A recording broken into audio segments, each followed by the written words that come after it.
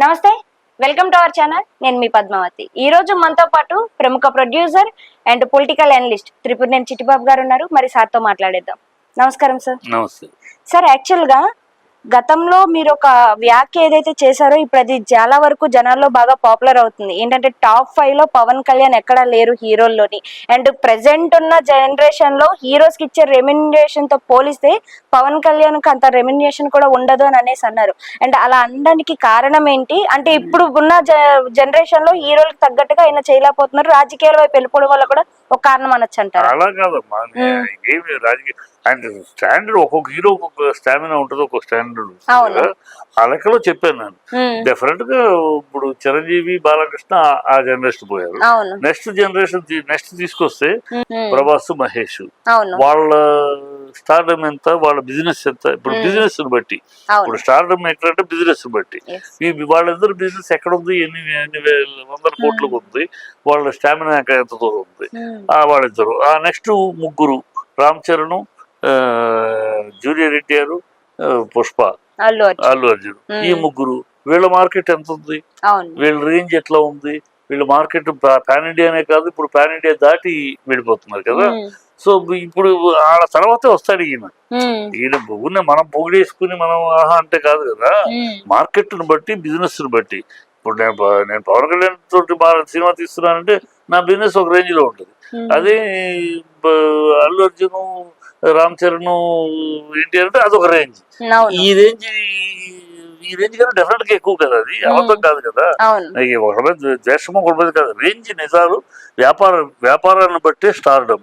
నీకు ఎంత వ్యాపారం నేను పెట్టుకుంటే నాకు ఎంత వ్యాపారం అవుతూ, ఎంత ఎక్కువ వ్యాపారం అవుతుందంటే వాళ్ళు స్టార్ కింద లెక్క, వాళ్ళ దమ్ము, వాళ్ళ స్టామినా అదే లెక్క, అంతే కదా. ఆ లెక్కలో ఇతను వాళ్ళ తర్వాతే వస్తాడు. ఇప్పుడు పాన్ ఇండియా సినిమా లేదు పవన్ కళ్యాణ్. ఇప్పుడు హరిహర వీరమల్లు ఏమన్నా పాన్ ఇండియా అవుతామో తెలియదు, చూడాలి, వేచి చూడాలి. అతను ఇంతవరకు రీజినల్. ఆయన సినిమా కర్ణాటకలో కానీ కేరళలో కానీ ఎప్పుడన్నా ఆడి దాఖలాలు ఉన్నావమ్మా? లేదు కదా.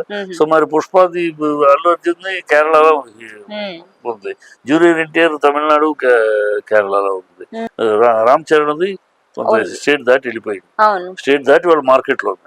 ఇప్పుడు ఇంకా ఇంటర్నేషనల్ మార్కెట్ కూడా ఉంది. ఇంటర్నేషనల్ మార్కెట్ మహేష్ వాళ్ళ ఇంటర్నేషనల్ సినిమా తీస్తున్నాడు. ఈ సినిమా తర్వాత మహేష్ ఏ స్థాయి వెళ్తాడో తెలియదు. ప్రభాస్ ఆల్రెడీ ఇంటర్నేషనల్ స్థాయిలో. సో వాళ్ళతో కంపేర్ చేసినప్పుడు వాళ్ళ తర్వాత ఇప్పుడు స్టార్డమ్ అది బిజినెస్ ను బట్టి, ఆ బిజినెస్ బట్టి తను వాళ్ళిద్దరు, ఆ తర్వాత వీళ్ళ ముగ్గురు, ఆ తర్వాత ఇతరు వస్తాడు. సో ఇక్కడ 5, 6 అని కాదు అక్కడ స్థానం. బిజినెస్ లో అతని స్థానం అది. అది ఆ నిజాన్ని చెప్పాను నేను. అంతేమంది దాంట్లో వాళ్ళ మీద ఈర్ష్య ద్వేషం కాదు కదా, అబద్ధము కాదు. ఎవరైనా ఛాలెంజ్ చేసి వెరిఫై చేయొచ్చు. ఎక్కడైనా నేను చెప్పిన 5గురిని మించి పవన్ కళ్యాణ్ బిజినెస్ అవుతుంది, వాళ్ళ అవుతున్న 100 కోట్ల మీద కాకుండా ఇంకా మించి వీళ్ళ బిజినెస్ అవుతుందని చూపిస్తే అంగీకరిస్తాను. ఎస్ సార్, మీరు అన్నది కూడా పాయింటే సార్. ఇంకొకటి అంటే పవన్ కళ్యాణ్ గారికి ఎక్కడ చూసినా కూడా రాజకీయాల పరంగా వెళ్ళిపోయిన తర్వాత ఫిట్నెస్ తగ్గింది, అంతలోకి వయసు కూడా అయిపోయింది. అయినా కూడా మనకి సినిమాల్లో కనిపించేది ఒకటి, బయట కనిపించేది ఒకటి, డూపులు పెట్టి తీస్తున్నారా సినిమాలు. ఈ వైపు కూడా కొంతమందికి క్వశ్చన్స్ అనేవి స్టార్ట్ అవుతున్నాయి. సో దీని మీద ఎలా చూడొచ్చు అంటారు? అంటే పవన్ కళ్యాణ్ గారికి సినిమాలో ఇంకా ఉంటుందంటారా, లేకుంటే అయిపోయింది అనుకోవచ్చు అంటారా? సినిమా అయిపోయిందని చెప్పలేము. రాజకీయాల విషయం వేరు. రాజకీయాల్లో అతను ఫెయిల్యూర్, టోటల్ గా రాజకీయాల్లో అతనికి రాజకీయ నాయకుడిగా ముందుకెళ్ళలేకపోతున్నాడు, ప్రజానాయకుడిగా ఎదగలేకపోతున్నాడు. ఎందుకంటే ఆయన అనిశ్చితమైన మాటలు, ఒకప్పుడు ఒకటి ఏ మాట ఆయన ఈ 12 ఏళ్లలో ఆయన ఏ మాట అన్నమాట కట్టుబడి లేదు. అది రాజకీయాల్లో అయినా, కులమైనా, మతమైనా, కులం వద్దంటాడు, మళ్ళీ కాపులందరూ ఓట్లేస్తే నేను సీఎం అవుతాను అంటాడు. కుటుంబ రాజకీయాలు వద్దంటాడు, మళ్ళీ ఎమ్మెల్సీ సీట్లో తన అన్నయ్యకి వేయించుకుంటాడు. నేను క్రిస్టియన్ అంటాడు, నేను క్రిస్టియన్, నా పిల్లల క్రిస్టియన్, నా పిల్లల క్రిస్టియన్, నేను బ్యాప్టిజం తీసుకున్నానంటాడు. మా నాన్న దీపారాధన సిగరెట్ అంటించుకుంటాడు అంటాడు. మళ్ళీ హిందువులే ఈ దేశంలో మత కలవల కారకులు అంటాడు. అన్ని అని అదే నోరు అన్నిటితో సనాతనం అంటాడు. సనాతనం ఎక్కడ 3 పెళ్లి చేసుకోరు, సనాతనం ఎక్కడ వేరే మతస్థులు పెళ్లి చేసుకోరు. ఇట్లా ఆయన ఎక్కడ ఏ విషయంలో కూడా ఒక నిలకడ లేదు, ఒక నిజాయితీ లేదు, ఒక నీతి లేదు, రీతి లేదు. కనుక అతను రాజకీయంగా వెళ్ళి సినిమా వాడిగా సినిమా హీరోగా అతని స్థానం అతనికి ఉంది. నెంబర్ 1 కాదు, నెంబర్ లాస్ట్ కాదు, మధ్యలో ఉన్నాడు. ఆ మధ్యలో స్థానం అది ఉంటుంది. అది దాంట్లో కూడా వరుసగా దెబ్బతినే సినిమాలు తీస్తే తర్వాత వేరు, కానీ స్థానం ఉంది. సినిమా ఫీల్డ్లో అతని స్థానం అతనికి ఉంది. అది కాపాడుకుంటే సంతోషం. అతను రాజకీయాలకి స్వస్తి చెప్పి సినిమా ఫీల్డ్కి అంకితం అయ్యడానికి అది వేరే. అంటే నెక్స్ట్ నుంచి ఒకవేళ వీలైతే మళ్ళీ తప్పకుండా సినిమాల్లోకే వచ్చే అవకాశం ఉంది అని కూడా కొన్ని వార్తలు వినిపిస్తాయి. ఆయన మాటలు ఇదే సినిమా విషయంలో కూడా ఆయన అన్న మాటలు ఏంటి, ఫస్ట్ టైం 2012 సినిమాలు చెయ్యను అన్నాడు కదా. సినిమాలు చేయని ప్రజల జీవితానికి అంకితం అన్నాడు. మళ్ళీ తర్వాత ఇమీడియట్ గా 6 నెలల్లోనే మార్చి సినిమాలు చేస్తారు. సో అతను ఏమంట నిలకడగా ఆలోచించలేము. మరి వాడు సినిమా చేస్తానన్నా నమ్మలేము, సినిమా చెయ్యనన్నా నమ్మలేము. అది నిలకడలేని మనిషి అతను. ఏం మాట ఎప్పటికప్పుడు ఆవేశాన్ని బట్టి ఎమోషన్ బట్టి ఏదో మాట్లాడేది తప్పితే ఆలోచించి విజ్ఞానంతో వివేకంతో మాట్లాడటం అతనికి అలవాట్లేదు. కనుక అతనిది రాజకీయంగా అతను పెద్ద కమెడీని అయిపోయాడు. వాడు ట్రోలింగ్ చూస్తూ ఉంటే మామూలు వాళ్ళు కూడా, మామూలు చిన్నపిల్లలు కానీ జోకులు చేసేస్తారు. అంటే అంత అతని మాటకు విలువ లేకుండా పోయింది. ఆ విలువను పోగొట్టుకున్నాడు. అంటే రాజకీయం అంటే వేరు. సినిమా డైలాగులు కదా, సినిమాకు డైలాగ్ మాట్లాడతాం. క్యారెక్టర్ బట్టి డైరెక్టర్ చెప్పిన దాన్ని బట్టి సినిమాకు ఒక రకంగా డైలాగ్ మాట్లాడతాం కదా. రాజకీయాలు ఎట్లా కదా, రాజకీయాలు ఎప్పటికప్పుడు నువ్వు సినిమాకి డైలాగులు గెటప్లు మార్చినట్టు రాజకీయాలు మార్చితే ఎట్లా?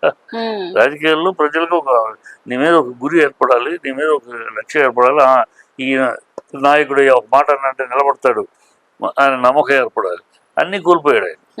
సార్ ఇంకొకటి లాస్ట్ గా ఒక క్వశ్చన్ అయితే మిగిలిపోయింది. జగన్ గారికి ఎలా అయితే స్క్రిప్ట్ లేకపోతే ఏమీ మాట్లాడరు అనేసి ఒకప్పుడు ఎలా అయితే ఆయన మీద జరిగిందో, ఇప్పుడు పవన్ కళ్యాణ్ గారి విషయంలో కూడా అదే రిపీట్ అవుతుంది.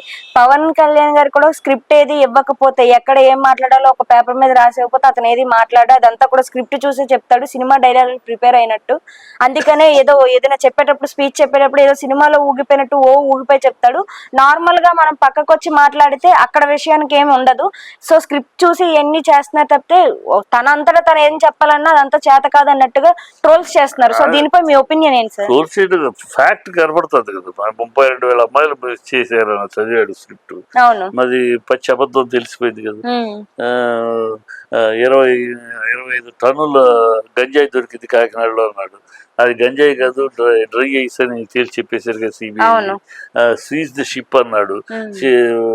షిప్ సీజ్ అంటే అన్ని పర్మిషన్స్ తోటి ఉన్నాయి, నోరు మూసుకొని దాన్ని పంపించేశారు చెప్పి. సో ఈయన అన్ని ఎవరో చెప్పిన దాన్ని బట్టి మాట్లాడతాడు. కూలంకషంగా అవగాహన చేసుకుని అర్థం చేసి దాని డీటెయిల్స్ తీసుకుని మాట్లాడట్లేదు.